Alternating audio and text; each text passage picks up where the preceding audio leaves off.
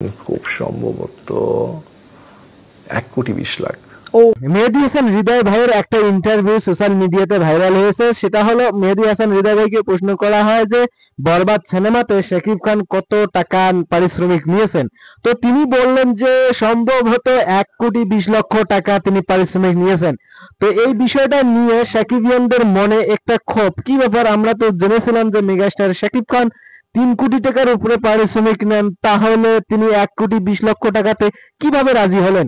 তো দর্শক, আজকে এই বিষয়টা নিয়ে আপনাদের সঙ্গে একটু খোলাসাভাবে আলোচনা করা যাক। পরিচালক মেহেদী হাসান হৃদয়ের একটি ইন্টারভিউ থেকে শাকিব খানের পারিশ্রমিক 1,20,00,000 টাকা শোনার পর ভাবছেন শাকিব খানের বর্তমান পারিশ্রমিক এটি। বরবাদ 2023 সালে প্রিয়তমা সাকসেসের পর সাইনিং করার সিনেমা। শুধু বরবাদই নয়, 2023 সালে দরদ মুভিও সাইনিং করেছিলেন এবং পারিশ্রমিক নিয়েছিলেন 1,30,00,000 টাকা।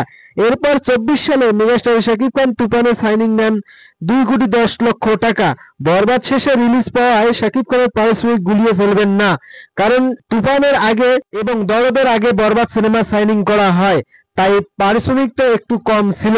বরবাদের শেষে রিলিজ পাওয়া শাকিব খানের বর্তমানে পারিশ্রমিক 2,50,00,000 টাকার উপরে। বরবাদ যেভাবে বক্স অফিস কাঁপাচ্ছে ভাই, তাণ্ডব চালাচ্ছে, তাতে পরবর্তী সিনেমার এমনিতে পারিশ্রমিক অটো বেড়ে যাবে 3 কোটি টাকা। ভাই আমি বলতে বলতে বলেই ফেলে দেই 30 কোটি।